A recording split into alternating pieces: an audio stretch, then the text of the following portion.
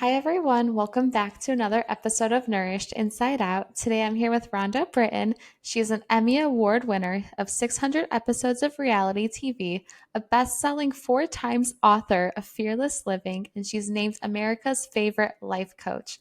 It's such an honor to have you on today, Rhonda. Well, thank you very much. I really appreciate it. I'm so excited. And I love the name Nourished. And I've been talking about Inside Out for 30 years. So I'm so glad you called it Nourished Inside Out because that's the only way you can be nourished. Truly, like it all starts on the inside. Whatever you see on the outside, it all starts from how you're treating yourself from the inside. So I'm so excited to be able to dive into this topic today. And you're a life coach, an author, you've starred on many reality TV shows. Can you tell us what sparked your interest to personal development? Because I feel like a lot of times we don't go into personal development until we come across like our own challenges. So what was that motivator for you? Well, I'll say this that I read my first self help book when I was 12. Wow. So my very first book that I remember self help that I read, and it was so interesting because I didn't remember it until I was going around to publishers pitching my first book, Fearless Living. And an editor said, well, what's the first book you remember reading? Well, besides Harold and the Purple Crayon, I said, well, the first self-help book I read was Why Am I Afraid to Tell You Who I Am? Which I find hysterical now that I'm an expert at fear. And so I read that when I was 12 years old, and I would read it over and over and over again. And I actually just talked to one of my dear friends from high school, and she brought it up and she goes, oh yeah, you gave me that book. And I started reading it, thought like, what is this weird stuff? Because, we're 12 years old, right? So I have been doing that. But how I became, your question was, we usually have our own challenges, right? Yeah. And so how I became and did do what I do today is a direct result of the worst day of my life. So the worst day of my life, I do believe that the worst days of our lives have the seeds of our destiny. Yeah. And so if we look back at our worst days, we can always find that seed. And my worst day when I was 14 years old. And I grew up in a little tiny town in Upper Michigan, 365 inches of snow a year. It snowed this year on May 18th. That's what we're talking about. That's how much snow we had. And my parents were in the middle of getting separated, getting divorced. And it was Father's Day, and my father was coming to take us out to brunch. And I grew up in, like I said, a little town, had 2 restaurants, Douglas House Buffet Hotel and Big Boy. That's it. And my mother and I are in her bedroom. She's fluffing up her beehive hairdo and putting on her blue eyeshadow and putting on her rose-colored lipstick. And my 2 sisters are fighting it out in our one bathroom. My dad walks in the back door. Come on, because that's what dads do. And me and my mom start walking out, and it's starting to sprinkle. So my dad says he's got to get his coat from the car. Now, you're way too young to remember Naugahyde leisure suit coats, but my father was going to get his Naugahyde leisure suit coat out of his trunk, and he had his polyester pants on, and he had his plaid shirt on, and he looked hot, right? He looked hot. He was a good-looking guy. And so as he opens his trunk to get his coat, I notice he is not grabbing a coat, but he has grabbed a gun. And he starts yelling at my mother, you made me do this, you made me do this. And he fires. And I start yelling, what are you doing, Dad? What are you doing? Stop. And he cocks the gun again, and he points it at me. And I absolutely believe I'm next. And he blinks and I blink, and I blink and he blinks. And then my mother, who already has 1 bullet in her, sees the gun in my face and screams out with her literal last breath, no, don't. And my father, realizing my mother's still alive, takes that bullet intended for me and shoots my mother a second time. And that second bullet goes through her abdomen, out her back, lands in the car horn. And for the next 20 minutes, all I hear is, and then my father cocks the gun a third time, puts the gun to his head and fires. So in a matter of 2 minutes, I was the sole witness of watching my father murder my mother and commit suicide in front of me. Now, I don't know how other people would respond, but this is how I responded. It's my fault because I was the only one out there that could have stopped it. And I did not grab the gun. I did not jump in front of my mother. I did not kick my father's shins. I did nothing but scream, stop, Dad, stop. And so in that moment, basically, I split into two, right? And it was the outside Rhonda and the inside Rhonda. And the outside Rhonda was fine. I'm fine. I'm fine. I'm fine. I'm fine. I'm fine. Nothing. I'm fine. I'm fine. And the inside Rhonda, because she didn't save her mother, happiness is off the table because that's what happens when you don't save your mother. I had a lot of shame, self hatred, guilt. And I, for the next 20 years, lived in this dichotomy of pretending I'm fine, but inside self hatred, guilt, shame, so much percolating that by the time I hit college, I started drinking, became an alcoholic, ended up getting 3 DUIs, and tried to kill myself 3 times. And it was the third suicide attempt when I realized I'm not very good at killing myself. I'm not dying. That means I'm supposed to be alive, which I wasn't happy about. But I just remember thinking to myself, well, there must be a reason why I'm supposed to be here. And by the way, when you try to kill yourself 3 times, they do put you in a psychiatric ward for evaluation. So they put me in a psych ward, and I was deemed not crazy. They let me go. And I remember going home to my little studio apartment. I was living by myself. Not a good idea when you're suicidal either. And I remember just thinking to myself, all the years that I was drinking, suiciding, and DUIing, I was also going to therapy, reading books, going to workshop. Remember my first self-help book when I was 12. So I was a self-help junkie during this whole entire time. I was doing everything that I possibly could think of to change my life. And I'm a straight A student, so I gave it my all. And so as I was sitting, at home, just being released from the psych ward, realizing I had done all this work on myself. I had all this knowledge, but it didn't stop me from wanting to die, right? It didn't stop me. It didn't make me change my life. It just gave me knowledge and tools. And so I remember so vividly leaning up against the wall and like sliding down. I don't know if you've ever done that. You're leaning against the wall and you just slide down, you plop on the floor. And I remember plopping on the floor in such defeat and thinking to myself, I have to start over. I have to start all over. Everything I've done isn't working. There's nothing, everything I've done isn't working. And so I asked myself, what do kindergartners do? And I said, well, they get a calendar and gold stars. So I actually went to the store, got a calendar and gold stars. And for the next 30 days, I gave myself a gold star anytime I did anything good. And I mean anything good. I'm talking about drinking and not getting drunk. Gold star, right? Getting angry and not breaking anything. Gold star, right? Like I gave myself any gold star for any movement forward. I didn't know it at the time that it was movement forward. I didn't understand what I understand about the process now. But what I was doing at that time was actually acknowledging myself and building my self-confidence unbeknownst to me. All I was desperate and trying to keep myself alive because I knew I wasn't supposed to die. But at the end of 30 days, I had a calendar with gold stars, filled with gold stars. I still have that calendar, by the way.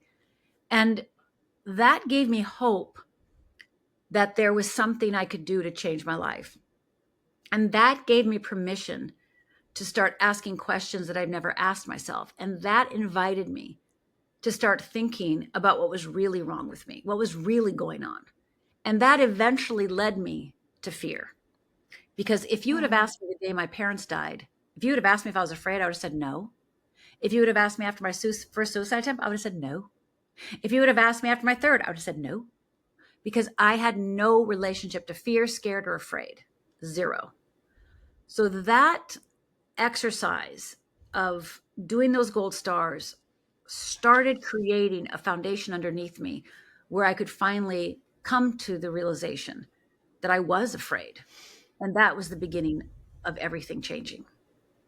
Wow. Thank you for being vulnerable and sharing your story. It takes a lot of courage to share um, a story like that because it's one that you're always going to remember. But you've literally taken one of the most traumatizing stories and you've turned them into purpose. But after experiencing trauma, we all go through a phase of running and running away from our fears. How long were you running away from your fears, and how long were you running away from your pain? I would say to different degrees. My parents died when I was 14. I ended up getting sober when I was 28, Oh, about 14 years. And then it was another 6 years after that that I really started moving into a more personal development, self-help. I was taking classes, I was doing a lot of things. Like, again, I never stopped doing things, but it was really at the 20-year mark where I started. Well, let's just put it this way. I wouldn't be doing what I'm doing today if God didn't intervene. So there's a yeah, God story there. But absolutely. because I did not believe, even though now I'm sober, I'm I'm doing work on myself. I'm belong to an organization where there was no such thing as coaches back then, but there was a little organization I belonged to that had like helpers, mentors, which were kind of coaches back then. And I was one of them. I was in a spiritual practitioner program, a 4-year program. So I was doing all of this stuff to transform my life, to make my life better. But never did I think that I would do this for a living, because I still believed fundamentally that I was that girl. And who's going to believe and who's going to want to follow or hear somebody who's been an alcoholic, tried to kill herself 3 times, and had 3 DUIs? Like, I really, really believed that that was not possible for me. And it was only with that intervention from God that I'm here today. That's for Yeah, sure. I can totally agree to that. Like 100%. I think like I always had like relationship with God, and like I knew he was real, but it wasn't until my darkest moments where I wanted to build a relationship with him, because now when I look back at certain situations from my personal life, like I can tell you like I wouldn't be able to be who I am without God. So I think having that faith relationship is so important, and no matter who you are, no matter what you're doing, is before all of this and all of those events happened in your life, did you have a relationship with God, or is this something you discovered later down the road? No, I wanted to be a minister when I was Wow. 13. So I was a God girl my whole, whole younger years. And so when I was 12, I read my first self-help book. And when I was 13, I announced to my parents that I was going to be a minister. And then when my parents died that day, I really believed that it was God testing me, because the very first thing I heard, okay, so I'm outside, my parents are here, they're now dead. And the first words I hear while the bullets are still, like, the smoke is still going, is, won't give you anything you can't handle. Right? Except it was the actual quote from the Bible. That's a lot better than that. Right? But it was like, I will never give you anything that you can't handle. And I remember thinking to myself in that moment, excuse me? I mean, really? Re- really? You think I can handle this? And I remember feeling, okay, those are the first words I heard. And I was like, God, you've got the wrong gal. You've got the wrong gal. And so I never hated God or got mad at God for what happened. I just told God I couldn't trust him. So I put a line in the sand between me and God. And I put God over there. And I was like, God, love you. Love you, God. But I couldn't devote my life to him, because what I took away from that experience is that, well, then my sisters are going to die. And things are going to keep happening around me. They're going to be horrible to everybody I love. And I could not risk that. So I said, God, thank you, but no thank you. And I kept him there for almost 20 years, pretty much Wow. 20 years. And it was during that time when, because again, I loved him, never got mad. Hey, good job over there. But devote my life to him? No, no, no. And when I went into that spiritual program for a 4-year spiritual practitioner license, I was never going to become a spiritual practitioner. I just wanted to go and take classes. But for years, I would hear the word God and I'd have to change it to spirit, light, source, universe, the field, because I couldn't hear the word God because I loved God, but he did, but hey, this test is too big. So I couldn't even say the word God for almost 20 years. It's so interesting that you say that quote. You said, "You won't be given anything you can't handle." Because those are the words that I heard when I was going through my dark times. You won't be given anything you can't handle.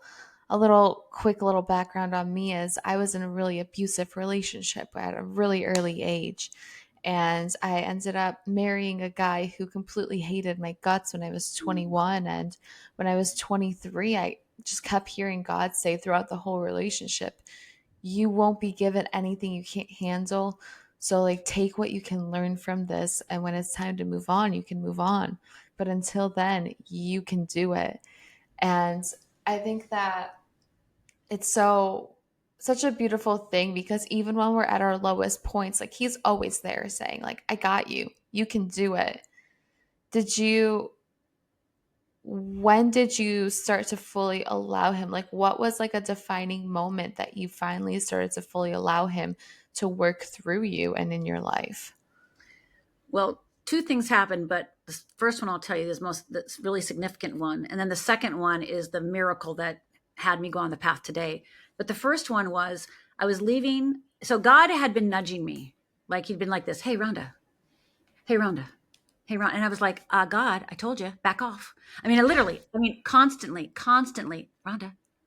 Constantly on me. Wow. And I remember leaving class one day and it was pouring rain and the classes were in West LA, and I lived in the Valley in Encino. And so I'm driving over the 405 for those of you who know know LA, and it's pouring rain. So I get off on Mulholland, and I can barely see the road because it's so bad. And so I pull over, actually into a church parking lot, unbeknownst to me. And the Wow. whole time I'm driving, God is literally Rhonda, Rhonda, Rhonda, Rhonda, Rhonda, Rhonda, Rhonda, Rhonda, Rhonda. And I couldn't take it anymore because it had been going on for a long time. And I literally couldn't take it anymore. I was like, the rain's going and I just can't take it. And God, leave me alone. So I pulled over and I literally said, God, back off. And God and I, when the Bible says God and I wrestled, oh yeah, we wrestled. I was in that car for 45 minutes having it out with God. And we had it out. And I basically said to him, I cannot come back to you because you are going to you're going to take my niece, you're going to take my nephews, you're going to take my sisters. And that 45 minutes, I don't know how else to say, but God and I wrestled. And finally, I got to the point by the end of like 45-minute mark about where I looked at God and said, I can no longer deny you. And if everyone has to die, so be it. Now, I know logically most people think, well, people weren't going to die, but then you don't understand how real that was for me. Like it was every cell in my body believed that tomorrow morning someone would be dead. And it was because I went back to God. So, Wow. but it was 45 minutes literally. I was exhausted when I got home. I was like, it was like me and God just had it out. And I just remember so vividly saying, I can no longer deny you. And I went to bed that night and I was petrified to wake up the next morning. And I still to this day have dreams when I'm going through a big change or going through a vulnerable spot in my life. I always dream that my youngest and most tiniest and petite niece is dying. And I still have those dreams to this day because that's still alive for me. But I could no longer deny him. So then that's when I went back to God. Is that Wow. but I would go to class, I would go to church and I would do things before then, but every time I heard the word God, I just changed it to universe, light, source. I just couldn't say the name God. But that Wow. day he wore me down. He wore me Yeah. down. Yeah, he's gonna keep coming knocking on your door until you're ready to let him in fully. I know, it's true. It's so true. Wow. What are what did you start to do to stop running away from the fear? Because finally allowed God in to work through you.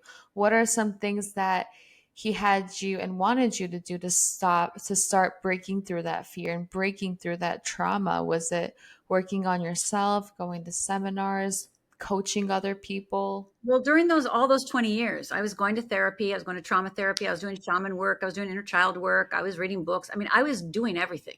Okay. So what God did after that is I was in that spiritual practitioner program, and I was working I owned a little tiny PR agency. I was working for solo entrepreneurs. Sure. And one of my clients was one of the very first life coaches.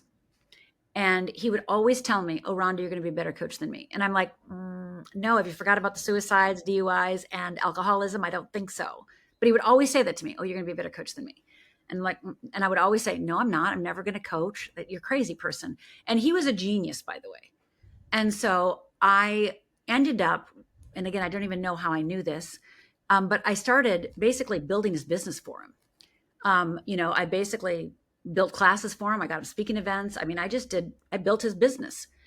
And we were at his house one day, and I'm sitting on the couch, and he's at the board, and we're brainstorming the next workshop that we're going to do. And this is that miracle woo woo story. Out of the corner of my eye, the ceiling opens up, a cloud comes out, it has a book on it, and the book goes like this, lays back down on the cloud, and goes back into the ceiling. And I'm like, okay, what the heck just happened? I mean, what the heck? And now, mind you, it had a download, but I definitely didn't think it was for me, because don't forget, alcohol, DUIs, and suicide attempts. So I literally turned around to see who came in the door. I literally went like this. Somebody must have come in the door, and I accidentally heard it. Like, I'm looking, there's nobody there. And then I look over at Paul, and he's writing on the board, oblivious to what just happened. And I am like, that message can't be for me, because the download was, I got the answer to every question I'd ever asked. And I was also told, you now must go and teach it. And I'm like, you got the wrong girl, God. And so the next day, thank the Lord, I had a appointment with my mentor, one of the ministers at the church I was in the spiritual practitioner program for. So I ran to her the next day, and I was like, okay, the sky opened up, the book came out, it went back to the sky, and I got this download, and it told me, every answer at every question I've ever had, and then it told me I have to go teach it. And she looked at me, she goes, "Oh, you got the call." I said, "What?" She goes, "You got the call." And I said, "Yeah, but remember, I'm a trauma survivor, so I didn't finish college. I got to go back and get my bachelor's. I got to go get a master's, and I got to go to a PhD, and then I'll write a book. So I will be ready in 7 to 10 years." And she just looked at me and says, "Well, you got the call, so you're ready." I said, "No, you didn't understand. I got to get my bachelor's, finish my bachelor's. I got to get my master's. I got to get my PhD, and then I'll write a book, and I'll be ready to 7 to 10 years." And she just kept saying, "You got the call, you're ready." And I'm like, again, you're not listening. Bachelor's, master's, PhD, book, And she just was unfazed. She goes, "Well, you got the call." And I had a difficult time accepting that.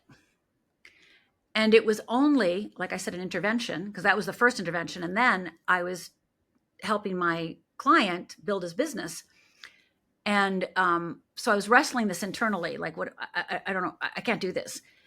And one of my friends, I was trying to sign her up about 6 months later to take one of Paul's classes.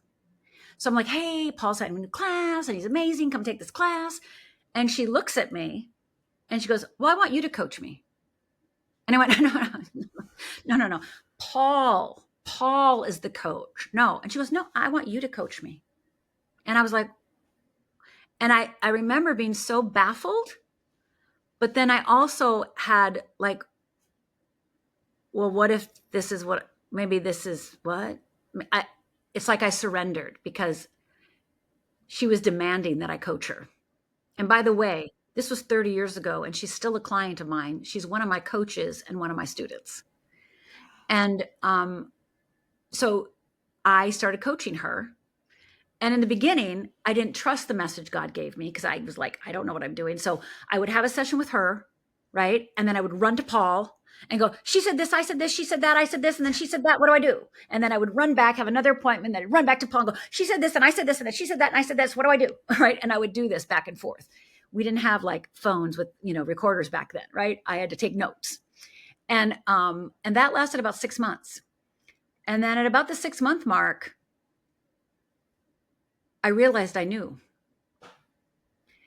And so I had 2 clients. I had one friend, my friend Lisa, who was my first client, and then another friend of mine, Jennifer, became my second client. And I did coach them for free, and I had to drive to West LA, so it cost me money every time because I'm driving all over town to coach with them at their house. And at about the 6-month mark, I was like, it clicked, like I knew what I was doing. And within 1 week, I had 20 clients. Wow. I think that's incredible. It's also shows like when you have a call on your life, you can't run away from it. Well, You know, you try. I tried. you try, but at the end of the day, that's a really really great story of you can't miss what's for you. Because so many times we can get in our heads like, oh, I missed this job or I missed that opportunity. But the reality is that if it's meant for you, it will keep knocking on your door until you answer the call. So I love that how you explained that story and the way that you described it, because it's true. You will not miss what's meant for you. Even though I really wanted to. Even though you really wanted to, you couldn't. What are some things that, what are some non negotiables that you implement into the people that you coach these days when you're teaching them to overcome fear? Like, what are some of like your key non negotiables? Well, the first thing is I don't see fear as the enemy. Like fear loves Mm, you. Fear absolutely loves you. So there's no overcoming fear. There's really just building a relationship with fear. So I've created 2 models, and of course, God created them through me, called the Wheel of Fear and the Wheel of Freedom. And so I teach people how to navigate the maps of fear, because most of us just talk about fear in a generic sense. And that didn't work for me, just calling it fear. I mean, again, I was never afraid. I never had a relationship with the word fear or afraid or scared. So that didn't resonate with me. But as I started working with one-on-one clients, and then I started teaching classes, and it's when I started moving from one-on-one and then having multiple classes that it's really started unfolding. And I started understanding, basically from the download, I started to implement it in my classes, and then it started becoming something. And it, like I said, it started becoming what I call now the Wheel of Fear and Wheel of Freedom. So the first thing is that fear is just a mechanism. It's just a system, and there's a particular pattern to it. And most people, myself included, don't understand the pattern. And so they just basically lump it into one box and call it fear. And most people I meet don't have a relationship with fear. They just don't. So the first thing I have to, even discuss with them about is what I call the fear responses. Because if I say I work with fear, people will be like, oh yeah, I don't have any. I'm like, yeah, sure you don't. mm. And then I give them a little quiz. Happy to give you the quiz, give a quiz. And when I give them the quiz is when they go, oh, oh, okay. Well, now I'm listening, It's because not always the spiders. yeah, it's just like they just don't, they just think of fear as I'm afraid. And most people don't say they're afraid. So when I break fear down for them in a different way, give them that fear quiz, they start recognizing how often they are afraid. And it changes their whole thought process and the way they understand what fear is. And then they are very, very curious and very much want to understand their fear, because now it's not a detriment or a betrayal or something wrong with them. It's literally just a mechanism. And when you see it as a mechanism, that moment then also eliminates shame, blame, beating yourself up. And so in the world of fearless living, there is no beating yourself up. And the number one thing I believe that people get when they discover their Wheel of Fear and Wheel of Freedom is the shame dissolves, because you really do get it's not you. And that's one of the key factors. Now, when you talk about my fundamentals, like my non-negotiables, is I teach my students and I teach my coaches, because I certify coaches, that the number one coaching skill I teach them is to speak as if their client's innocent. And most people think they know how to do that, or that they do that, but I dare say they don't. So I'm fanatical about speaking and connecting and coaching and teaching from a place of innocence. So that ties into what I said about fear. Like, you're not lazy or stupid or broken. You're just afraid.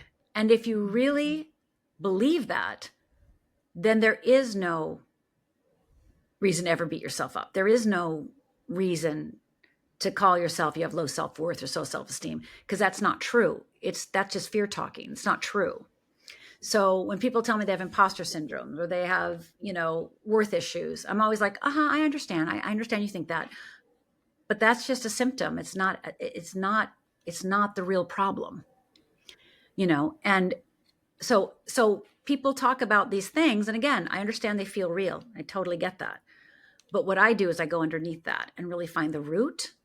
And so that they can see the root. So then that imposter syndrome or that, worth issue or that low self-esteem issue, those dissolve. Yeah, that's so true. It's not always like the physical things. For example, like when you're younger, it's like the bug or, like physical things that you can see, but it's like fears, like, for example, rejection. Rejection could be a fear, right? Rejection is a fear. Yeah, So there's something called physical fears and emotional fears. And right. most people recognize physical fears. Most of us will say, yeah, I don't like heights. And everyone's like, yeah, me neither. Like, we don't have any shame. Most people don't have any shame about that. But Yeah. emotional fears, people have no clue about. So fear of rejection, fear of failure, fear of success, fear of loss, fear of loneliness, fear of judgment, right? So fear of not being good enough. All of those are emotional fears. And so when somebody tells me they're not afraid or I don't have any fear issues, what they're thinking of is physical fears. Because once Yeah. I give them that darn quiz, they start recognizing how much emotional fear they have. And you and I can avoid snakes most of the time, and you and I can avoid going in heights. But if you're living in this world, it's very difficult, unless you're a hermit, to avoid hitting emotional fears. Yeah, that's so interesting because it starts at such an early age that we don't even realize. For example, if you're in like middle school and you have a crush on somebody and then you tell your friend and they start making fun of you, then you start to build that fear of, oh, well, what if they're going to make fun of me because I like so and so or I like this music? And we don't even realize that we're building these fears and this anxiety around something that's not even in the physical. It's just what we're making up in our minds. So, how do you help people overcome that um, fear of the emotions and the fear of being judged and made fun of? Well, again, the first thing that I do is I help people understand what their fear responses are. So, can I give you the Yeah. quiz? Can I Yeah, share the quiz? absolutely. Okay, so Absolutely. I think this helps people understand it a little bit better. So, I'm going to read a list of words, and who's ever listening to us right now can go ahead, and if you're willing to shut your eyes, and if it's not safe, don't shut your eyes, because if you're driving, please don't shut your eyes. I'm going to read a list of words, and if you do any of these things or feel any of these things, I want you to nod your head. Okay, so here we go. Do you ever isolate? Do you ever pretend everything's okay when it's not? Do you ever hide out? Do you ever whine? Do you ever compare yourself? Do you ever manipulate, even secretly? Do you ever get defensive? Do you ever settle? Do you ever judge? Do you ever complain? What about procrastinate? What about people please? Do you ever wait and call it patience? Do you blame? Do you struggle? Do you worry? Do you deflect? Do you try to control? Do you ever feel bitter? How about entitled? What about powerless, resentful? Do you ever feel dissatisfied or disappointed? Do you ever feel guilty? What about, do you get caught in perfectionism? What about overwhelmed or indifferent? Do you ever get caught in self-pity? Do you ever feel ignored? What about irritated, like now, me reading these words? What about annoyed? What about victimized? Take a nice deep breath. You are not these things. These are just symptoms of fear. So I ask audiences when I give this to whether it's 1,000 people or 100 people or private clients or groups, I ask how much percentage did you nod? And the average percentage is over 90%. Yeah. So these are the symptoms of fear, and they're called fear responses. So what people do is they take their character flaws. Oh, I'm judging. I got to quit judging. Oh, I'm procrastinating. God, I got to get more ambitious. I got to quit judging myself, right? Oh, I got to quit manipulating. Oh, I'm such a control freak, right? Oh, I got to quit being a people pleaser. Got to put boundaries up. Right? All those things are symptoms of fear. So you are only judging if a fear has been ignited. You're only overwhelmed, fear is ignited. You only control if a fear is ignited. You only procrastinate if you have a fear ignited. You only complain if you have a fear. You only compare if there's a fear. So people focus on the symptoms, what I call the fear responses, and think those are their problems. But those, like I said, are only the symptoms. So the first thing I do with clients and future students is I ask them to start paying attention, because everybody knows, what they do, right? Everybody knows what they do. Yeah. They beat themselves up for it all day long, right? So I ask them to write those things down and start keeping track of how often they do it and if they do anything else. And where beginning students go wrong is they think that it's a sign of evolution if they only have 3 fear responses. No, that's a sign of ignorance.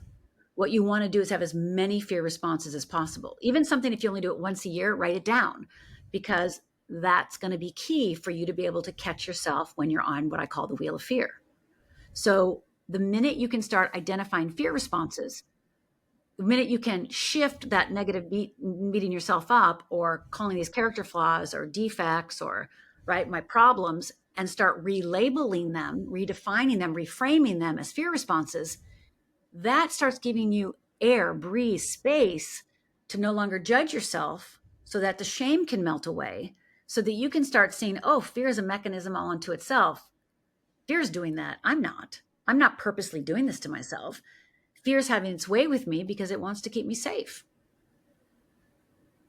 Yeah, that's so true. It's the fear is trying to keep you safe because you don't want to test against the emotions. Because one that really stood out to me that you said is, do you feel uncomfortable but after I'm saying these? And I think that's also a fear as well, because it's like you're testing the waters of what's comfortable and what's outside of your comfort zone. So it just really gets me thinking, like, there is so much more to fear than what we think. But I always like to say the acronym for fear is false evidence appearing real. What's your Mm-hmm. perspective on that? Well, on one level, it's true. On one level, it's true. But I don't know very many people who can whip that out when their amygdala is triggered in the middle of a fight with their Mm, spouse and say, false evidence appearing real, and use that to change their lives. So it's a clever saying when you're already calm, when you've already decompressed. But in the yeah. middle of a fight, in the middle of being judged, in the middle of being fired, in the middle of a broken family relationship, in the middle when you're frozen, when you're fighting, when you're freaking out, when you're faking, right? When you're fawning, what do you do? And false evidence appearing real, for most people, some people can, but most people, that is not going to get them through that moment to have them choose something different, to make a choice to what I call move on their wheel of freedom, to actually choose to live more true to themselves. Most people cannot pop that up. And that doesn't tell you what to do, right? False Yeah. evidence appearing real. Again, I love it. Face everything and rise. Again, love it. But it doesn't tell you actually what to do. And when I was going through my 20 years, I read all the books. And you know what they said? Love yourself more.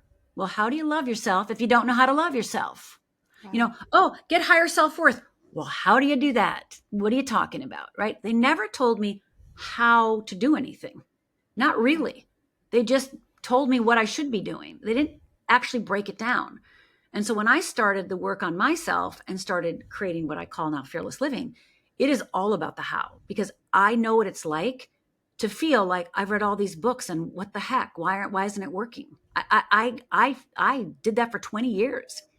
And why aren't I better? Why isn't my life changing? I've done all the right things. Well, yeah, you've read Love Yourself, but you don't know how to love yourself. You know, Yeah. bubble bath's nice, but that's not loving yourself. It's a nice self-care act, but that's not loving yourself. So loving yourself is a radical act. And most people, if you have fear running your life and you don't know it, that will shut down your courage to love yourself in the face of somebody disapproving. So that's why, again, false evidence appearing real, love it. Face everything and rise, love it. But how do you do that when you're triggered? How do you use that in the middle of a fight? How do you do that when you're getting fired at work? How? And my experience is, again, love platitudes and love cliches, because cliches are what they are, because they work, because they're true, you know. But again, they're inspirational, they're aspirational, but they didn't tell me how to do it. Yeah. They just told me what I should be doing, but not how to do what I should be doing. And Yeah. that's why God told me to create the Wheel of Fear and Wheel of Freedom, because the Wheel of Fear and Wheel of Freedom are the how. They're literally systems, step by step by step, to get you from here, step, step, step, over here, step, step, step. So that's how I work with people. I work with the how. Like, how do you actually do this? Because I can inspire you. I can inspire you all day long and tell you amazing stories and be really motivational. But that's not going to change your life. Absolutely. Rhonda, what does it mean for you to be nourished inside out from where Mm. you once were to where you are now? What does it mean for you to be nourished inside out? The word that's coming through me right now is sovereignty. Okay. And how come? Yeah. Because to me, in order for me to nourish inside out, I must claim my sovereignty. Because the only way I can truly nourish myself is to be no longer at the effect of others people's wishes, wants, and needs and dreams. Instead, I must be holding on to myself. Doesn't mean I don't have relationships, doesn't mean I don't love, but that how can you nourish yourself if you don't have sovereignty? Because it probably will get confusing what's nourishing if it negatively impacts somebody else. You know, if you feel selfish doing it, right? So yeah, Absolutely. so when you asked me that question, I just thought of sovereignty. That's so beautiful. And Rhonda, can you please tell us where can people find you, support you, and be on this journey with you? Ooh, fearlessliving.org. And I'd love to give Okay. a bonus gift, a free gift. Go to Yeah. fearlessliving.org/risk, RISK, fearlessliving.org/RISK. You're going to go put your name and email in, and you're going to get access to the platform to go ahead and take my course called Stretch, Risk, or Die. And what that is my client's very favorite, one of their very favorite exercises, one of their very favorite tools. And it basically gives you a roadmap anywhere you're stuck in your life, any time you want to make a dream happen, any way that you feel you're being held back, you can actually go and use this tool called Stretch, Risk, or Die, and it can help you move forward. Now, it's 3 videos, 15 minutes each, super easy. And I take you through the whole model. And it has templates and worksheets for all different types of issues. So if you're having relationship, health, finance, etc., family stuff, it's going to have templates for you to do. And also what it does, it also puts your to-do list on its ear and cures procrastination. So, and also the third video, just a little bonus, is I actually go through my wheel of fear so you can see what the wheel of fear looks like in motion. Wow, that's incredible. I'll have all of that linked down in the show notes below so people can stay in touch. Thank you for being on this show with us today. It's been an honor, Rhonda. Thank you. And remember, there's nothing wrong with you. It's just fear.